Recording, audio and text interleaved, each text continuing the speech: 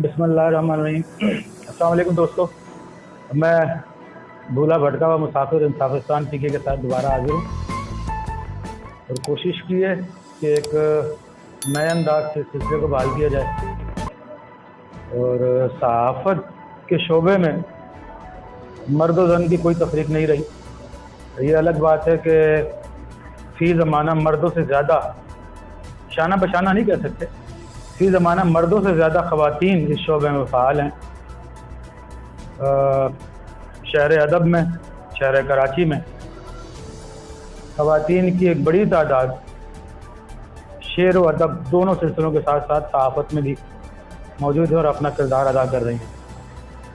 उनमें से एक मारूफ़ अदीब, मारूफ़ शायर, मारूफ़ लिखारी मंजर इमकानी साहब की साहबजादी, एक मारूफ़ सहाफ़ी, बल्कि आजकल तो सोशल मीडिया इन्फ्लुएंस का दौर है, एक बेहतरीन इन्फ्लुएंसर जो है फहमीदा यूसुफ़ी साहबा हमारे साथ मौजूद हैं। मैं शुक्रगुज़ार हूँ कि इन्होंने हमें वक्त दिया और इतवार की गूनागूं मसरूफ़ियात में से अपना वक्त निकाला। बहुत शुक्रिया जी, आपने हमें वक्त दिया। तो सबसे पहले तो आपके बारे में इब्तदाई हवाला कि क्या सहाफ़त आपका बुनियादी तौर पे शौक़ था, मेरा हादसाती तौर पे इस तरफ आई? नहीं, हादसाती तौर पे नहीं आई मैं, क्योंकि मुझे बचपन से ही था कि मैं कुछ लिखने विखने वाला करूँगी। और मेरी मदर जो है वो मुझे हमेशा से डॉक्टर बनाना चाहती थी। उनके मतलब एक होता है ना, क्योंकि मैं बहन भाइयों में सबसे बड़ी हूँ, तो उनका एक बहुत ज़्यादा ड्रीम था कि मैं डॉक्टर बनूँ। तो लेकिन मेरा जो है वो उस तरफ कोई इतना ख़ास रुझान नहीं था, तो मैं उस तरफ नहीं जाना चाहती थी। मैंने बीएस किया और ये था कि जब मैं बीएस से स्टार्ट ही किया था तो मैं एफएम करने लग गई थी और लिखती मैं बचपन से ही थी, बच्चों के रिसालों में और ये वो जो सब करते थे बच्चे, तो वो सारा कुछ करती थी। और जो स्कूल में जो एक्स्ट्रा करिकुलर एक्टिविटीज़ होती थी, ड्रामा, स्पीचेस, पोइट्री, तो ये सारा कुछ करती थी। और कॉलेज में भी बहुत एक्टिव थी और बहुत ज़्यादा एक्टिव थी। तो इसी तरह से ये था। फिर मेरी ऐसे एक्सीडेंटली कुछ इंटर्नशिप्स आई, मैंने अप्लाई कर दिया और बस मैं फिर पहुंच गई। तो ये मेरा सफ़र था। और लेकिन ये था कि मेरे जहन में यही था कि लिखना है, कुछ ना कुछ लिखना है, तो ये नहीं था कि नहीं करना। तो बुनियादी तौर पे आप किसी से मुतासिर इस फील्ड में? फादर से। फादर साहब तो घर की मामला था ना, घर में एक यूनिवर्सिटी हो, इसके अलावा भी अगर बात की जाए तो मुझे जो अच्छे अगर देखें ना तो मुझे अच्छे लगते हैं बहुत। मसदुल्लाह खान साहब बहुत पसंद मुझे, हनीफ साहब बहुत मुझे अच्छे लगते हैं, और मुझे जो है रऊफ क्लास्टर साहब बहुत पसंद है, और मुझे जो है अंसार अब्बासी साहब का लिखना बहुत अच्छा लगता है। और मुझे अब जो है हम सब के एडिटर हैं अदनान खान काकर, मुझे वजाद मसूद साहब, मुझे मतलब वो बहुत अच्छे लगते हैं, उन लोगों का बोलना लिखना। और जो मेरे उस्ताद रहे हैं नज़ीर लगारी साहब, नासिर चुगताई साहब, मकसूद अहमद यूसुफ़ी साहब, तो मुझे बहुत अच्छा लगता है जवाद नसीर साहब, अल्लाह ताला उनको जवारे रहमत में जगह दे। तो मैंने इस तरह के लोगों के साथ काम किया है, इस तरह के लोगों से सीखा है, बहुत ज़्यादा सीखा है। और अब जो है वो इर्द गिर्द अभी भी बहुत कंटेम्प्रेरीज हैं जिनसे मैं सीखती हूँ, सीनियर्स हैं जिनका मैं लिखा हुआ देखती हूँ, पढ़ती हूँ, सोचती हूँ कि मैं भी ऐसे ही लिखती हूँ। ये तकरीबन एक दहाई आपको बाकायदा लिखते हुए हो गई? तकरीबन हो गई। ठीक है, तो आपने कभी सोचा नहीं कि इन अपने इज़हारी, हम उर्दू में कहते हैं कॉलम जो हैं, इन्हें बाकायदा किताबी शक्ल में शाया किया जाए? बेसिकली ना मैं कॉलम नहीं करती, मैं इन्वेस्टिगेटिव स्टोरीज एक्सक्लूसिव ज़्यादा करती हूँ। एडिटोरियल अब क्योंकि अब मेरा मतलब एक डिजिटल डेस्क की एडिटर हूँ, अब मैंने करना शुरू कर दिया है। हाँ, ये मुस्तकबिल में जो है आप सब मुझे कहते हैं लोग इर्द गिर्द के कि जो है वो आपका फ़ैन पेज है, लेकिन ये कि आपका वो कुछ कहीं होना चाहिए, बुक में होना चाहिए।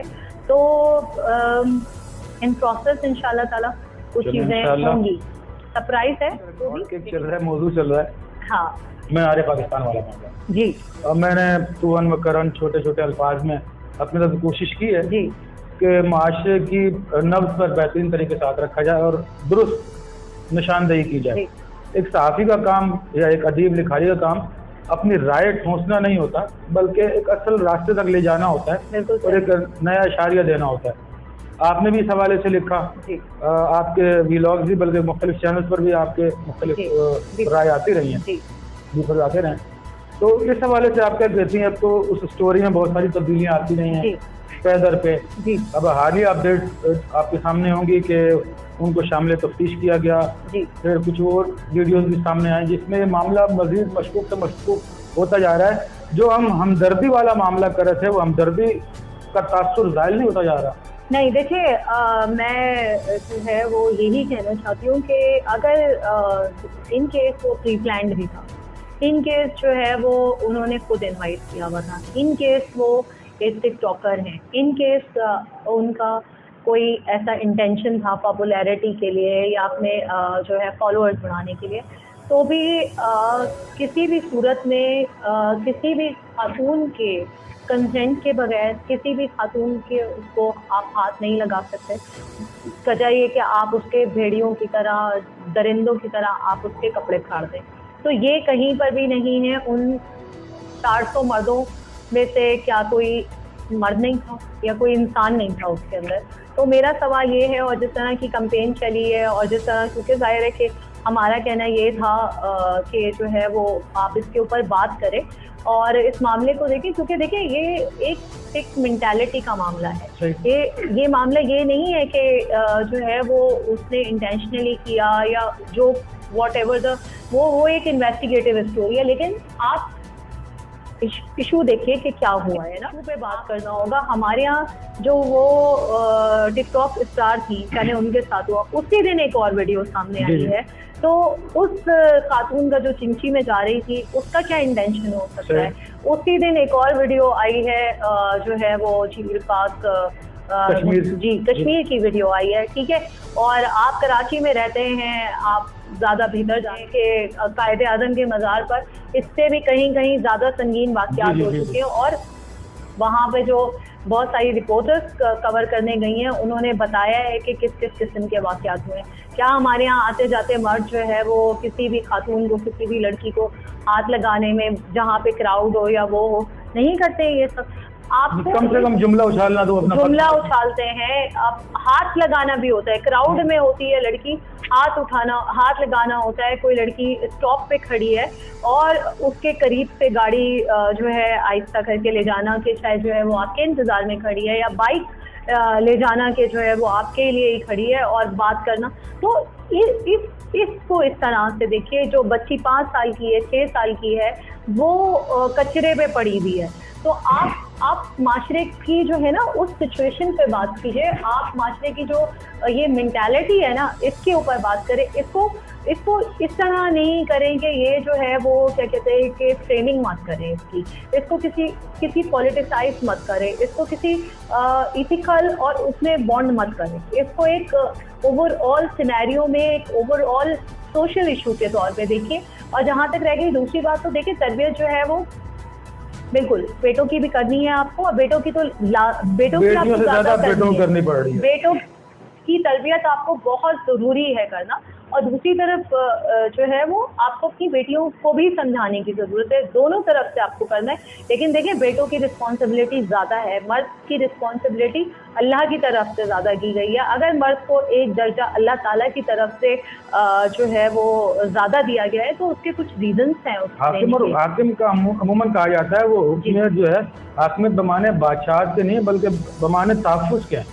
और हाकिमियत के साथ जो एक और चीज़ जुड़ी हुई होती है वो होता है जिसको हम सब जो है वो इग्नोर कर देते हैं, वो है जिम्मेदारी। हाकिमियत के साथ जो है वो जिम्मेदारी आती है, एक हाकिम के साथ जिम्मेदारी आती है कि वो किस तरह से जो भी उसके अंडर में रियाया आ रही है। क्योंकि एक तो आप हैं मेरे सामने, तो मुझे जो और भी उर्दू आ रही है ना वो भी मैं भूल जाती हूँ।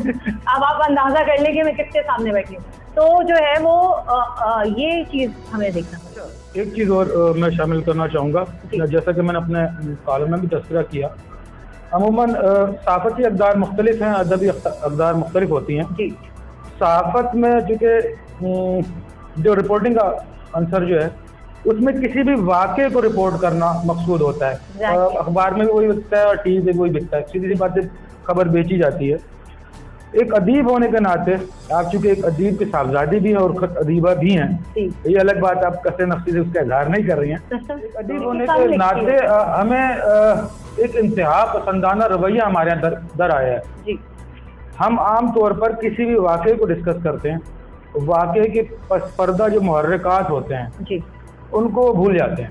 एग्जैक्टली एक लिखारी का बुनियादी तौर पे उसका ज़िम्मा ये भी होता है कि वो वाक़े तो आप रिपोर्ट करें, लेकिन वाक़े के मुहर्रिकात भी लिखने आपको पड़ेंगे। कुछ मामलात में ऐसा होता है, चूँकि हमारा एक नारा लग चुका है 5th जनरेशन हाइब्रिड वार का, जी बिल्कुल उसके बाद हमें ज़्यादा मोहतात होने की ज़रूरत है सोशल मीडिया पर। एग्जैक्टली तो हमें अपनी राय देते हुए ये एहतियात नहीं करनी चाहिए कि हमारी राय कहीं हमारे मुखालिफिन इस्तेमाल ना कर रहे हैं। देखिए, अब ये एक बड़ा प्रॉब्लम है ना 5th जनरेशन वॉरफेयर को लेकर। हमारे यहाँ बहुत बड़ा कंफ्यूजन है।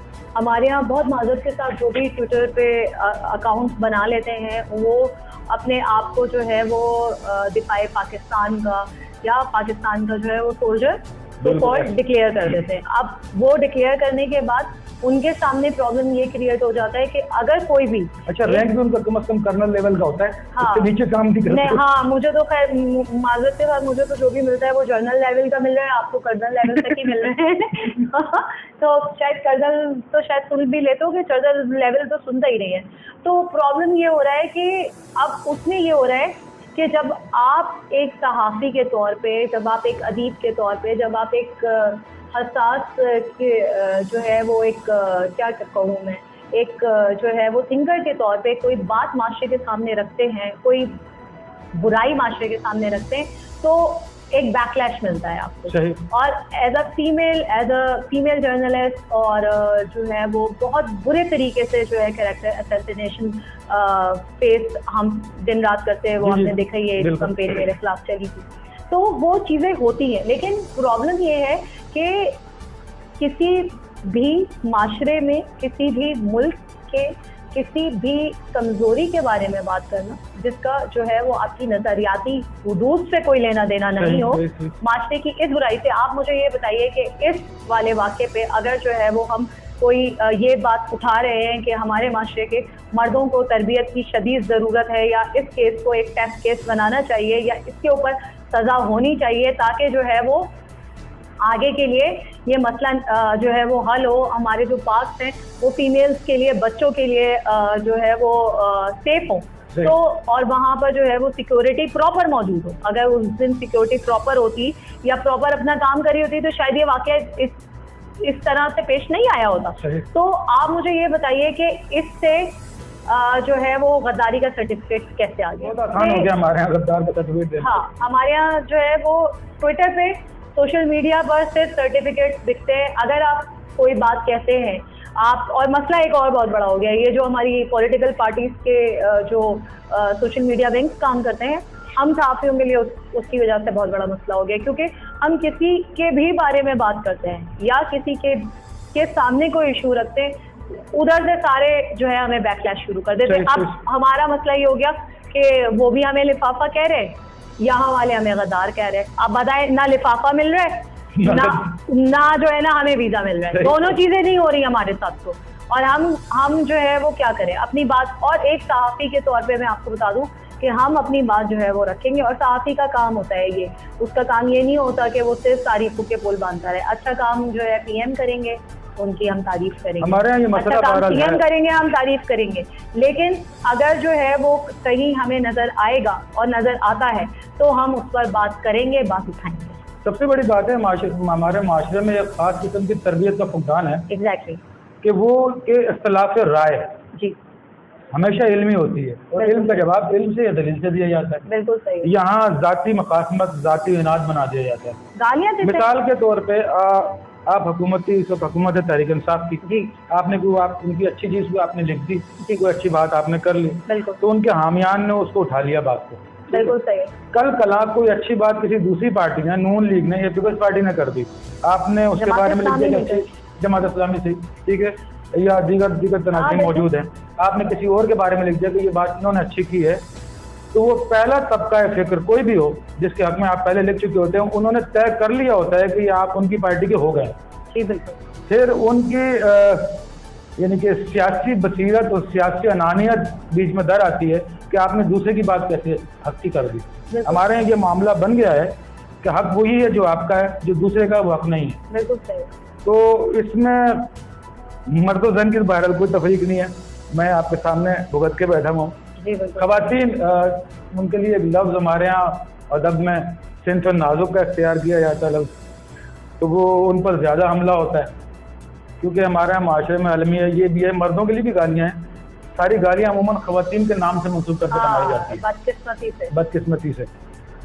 तो बहरहाल लोग अपनी अपनी तरबियत का इजहार किसी न किसी तरीके से करते रहें, और हमें आप जैसी बहनों बेटियों पर, और आपसे अगर बुजुर्ग मौजूद हैं, वो माओं पर भी हमें फ़ख्र है कि वो मर्द के शाना बशाना न सिर्फ चल रही हैं, बल्कि माशरती गलाजत को, फ़िक्री गलाजत को भी किसी न किसी हवाले से झेल भी रही हैं।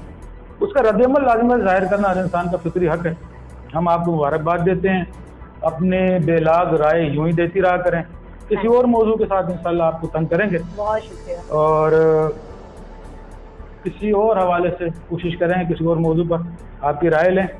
बहुत शुक्रिया कि आपने हमें वक्त दिया। आपका बहुत शुक्रिया। बहुत शुक्रिया, बहुत शुक्रिया दोस्तों। अगर आपने हमारा चैनल अब तक सब्सक्राइब नहीं किया तो मैं कतई नहीं कहूँगा कि सब्सक्राइब कर लें, कोई बात नहीं। आपने इस वीडियो देख ली, इसका हासिल यही था कि हमारी बात आप तक पहुँच जाए। पाकिस्तान पाइंदाबाद।